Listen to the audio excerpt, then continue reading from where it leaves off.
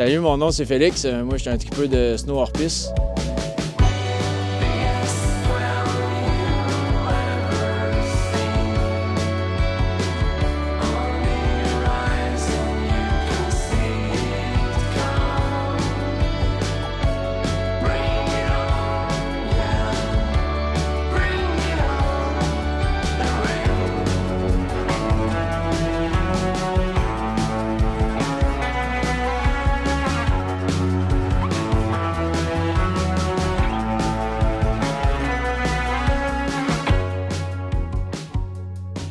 Ça fait 7 ans que je pratique le snow, mais ça fait 4 ans que j'ai découvert le split puis que je m'en vais faire des aventures, des expéditions dans les arrière-pays, dans des coins reculés où le monde ne va pas pour juste pouvoir découvrir des nouvelles pentes, des nouvelles lignes, me pousser dans mes retranchements pour pouvoir dépasser mes limites, là. J'ai commencé ça avec des amis de base, du snow. J'ai pratiqué avec eux autres, j'ai appris un peu sur le tas avec eux autres parce qu'ils savaient déjà bien en faire.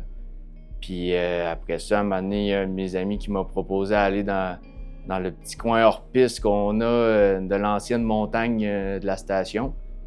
Puis il m'a dit « Hey, si ça te tente, on prend nos raquettes puis tout ça, puis ah ouais, go, on y va. » J'ai fait « Ah, Kim, ça doit être hot. » Fait que j'ai dit « OK, go. » Puis c'est dans ces moments-là que j'ai commencé à avoir du monde arriver avec des splitboards, des boards pour justement pouvoir aller faire du touring, puis être bien équipé pour ça. Puis je trouvais ça vraiment cool comme équipement. Fait que quand j'ai découvert après ça avec mon ami que monter en raquette, c'est le fun, c'est hot, c'est un nouveau terrain, t'es libre de faire un peu ce que tu veux, t'as de la difficulté, t'as des défis à passer que des fois t'as comme pas trop le choix de les passer, puis je trouvais ça tellement hot, j'ai fait OK, c'est beau, je commence à m'équiper là-dedans, puis j'en fais une passion, puis une obsession des fois quasiment, là, mais c'est ça, chaque année, je sors tout le temps, au moins une fois par fin de semaine, je sors mon équipement de split, puis je m'en vais en arrière, peu importe les conditions, là. Le premier trip, c'est sûr que de faire du splitboard, c'est à poudreuse, là. C'est tellement le fun de pouvoir rider là-dedans, puis c'est une autre sensation. Bon, ben ici, on est dans mon atelier, dans le fond, où c'est que je répare, j'entrepose toutes mes planches ou les skis ou de ma famille ou de mes amis pour faire leur cirage aussi. Mais je m'occupe pas mal de mes planches surtout. Dans le fond, aujourd'hui, vu qu'on s'en va en hors-piste, je vais utiliser une de ces deux-là, juste ici. Dans le fond, parce que justement, elle est split, fait que je peux mettre mes pots d'ascension dessus puis pouvoir monter plus aisément.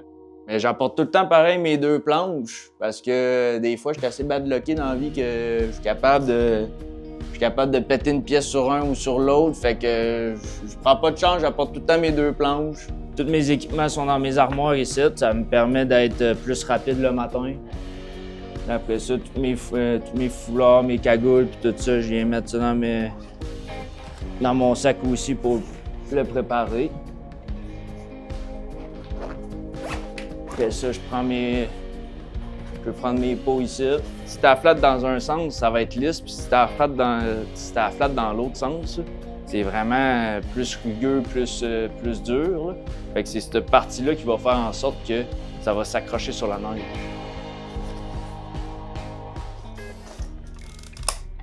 J'ai toujours mes outils avec moi ou dans mes poches de ma salopette, justement pour que s'il arrive de quoi, ben je peux intervenir là sur le moment.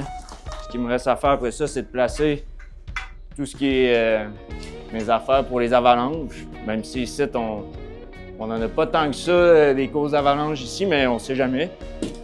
Fait que je prends tout le temps ma pelle avec moi. C'est toujours pratique anyway. Pour si tu veux te faire un trou dans la neige ou si tu restes pogné à une place, si ton ami reste pogné à une place, ben là, tu sors ta pelle, puis tu le déprends de là. J'apporte ma sonde des fois.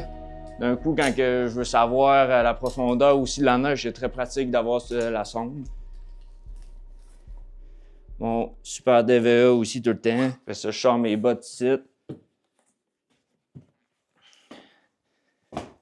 avec mes bâtons ici.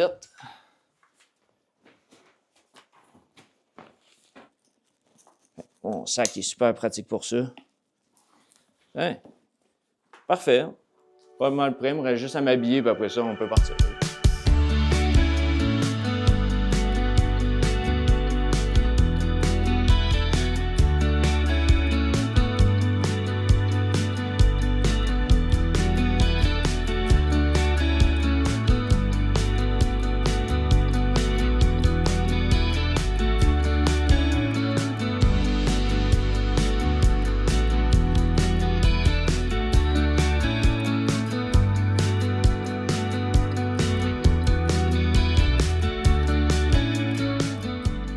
On se trouve en ce moment à la station de ski Galix. Dans le fond, en arrière de nous autres, ici, c'est le Mont-Troude. Mais là, nous autres, on s'en va dans l'ancienne montagne des années 1970 à peu près, qui se retrouve juste à peu près où le refuge ici.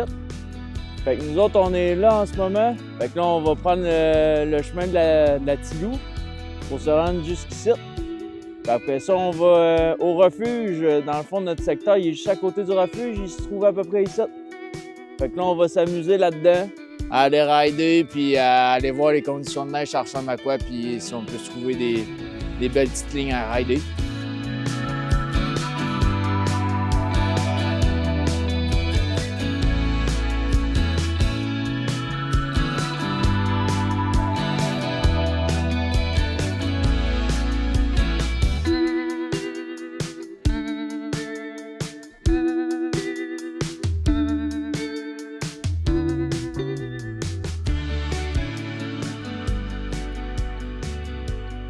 Ça m'a permis de beaucoup plus dépasser mes limites que ce que j'aurais pu faire en station, sérieusement. Puis à encore plus aimer le plein air que de ce que j'aimais déjà avant. Parce que mon père, il en fait beaucoup, j'aimais ça, mais avec ce sport-là, en plus, j'ai commencé à vraiment m'équiper plus en plein air pour pouvoir justement aller faire du camping hivernal puis aller dans des spots où c'est loin à pied. Ce sport-là, il a vraiment changé ma vie d'une manière parce que je faisais du plein air un peu, mais pas autant que j'en fais aujourd'hui. Mon endurance, mes conditions physiques se sont améliorées beaucoup. Puis au niveau riding, ben, je me suis amélioré beaucoup. Je me suis dépassé mes limites toujours en relevant toujours des nouveaux défis. Puis c'est vraiment merveilleux comme sport.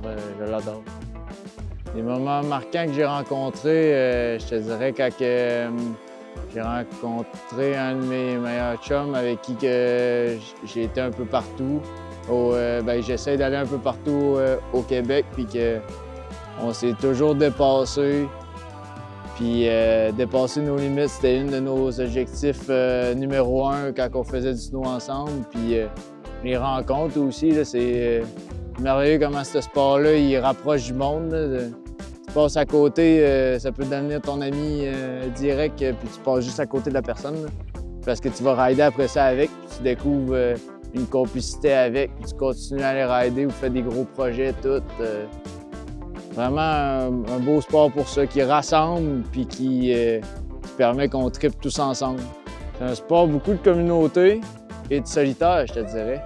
Ça peut se faire autant solitaire, quelqu'un qui fait ses propres lignes lui-même dans son coin, il ride tout seul, comme qu'on peut y aller tout en communauté, en grand groupe, pour aller rider des affaires qui sont loin, qu'il faut du monde d'expérience, puis il faut que tu sois un petit groupe quand même pour que si tu as des problèmes, ben t'as pas le choix d'être avec eux autres pour si tu tombes sur un arbre ou quelque chose.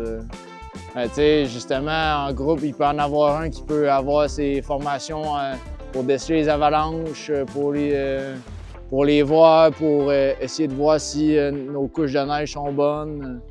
C'est important aussi d'avoir quelqu'un de ce groupe-là. Il y a du monde qui vont être plus tranquilles un peu, d'autres qui vont se dépasser, qui vont dépasser leurs limites. Il y a ça dans chaque groupe de personnes, puis ça permet qu'un groupe se forme puis qu'on puisse tous trouver notre bonheur là-dedans.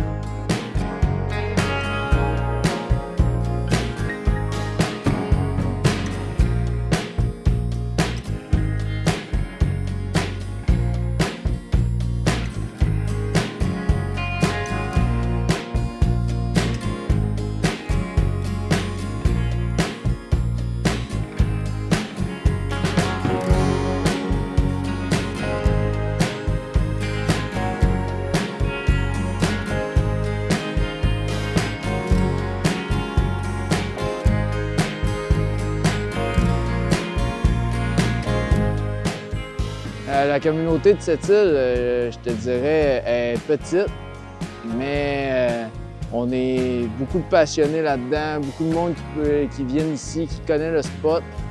Puis on a plusieurs personnes qui sont très, très motivées pour des projets de venir déboiser ici, pour garder nos pistes de hors-piste vraiment belles, pour qu'on puisse en faire le plus tôt possible dans la saison. Puis c'est vraiment merveilleux, ça. On a une belle petite communauté de hors-piste ici. Je parlais justement de trouver des chums. JF qui est avec nous autres aujourd'hui sur le tournage, ben c'est un chum que j'ai rencontré ici dans la montagne.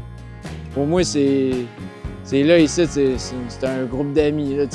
Genre, il y a quelqu'un qui arrive, il rentre dans le groupe. S'il veut, ben, moi, il est toujours la bienvenue avec moi. Là. Justement, genre, ce qui m'aide aussi, c'est je fais les compétitions du Freeride World Tour au circuit québécois. Si ça peut me permettre un jour ça, de pouvoir aller rider ailleurs, dans d'autres pays ou dans d'autres montagnes au Canada, là, ça va me faire un très grand plaisir d'y aller et de découvrir des nouveaux versants de montagne.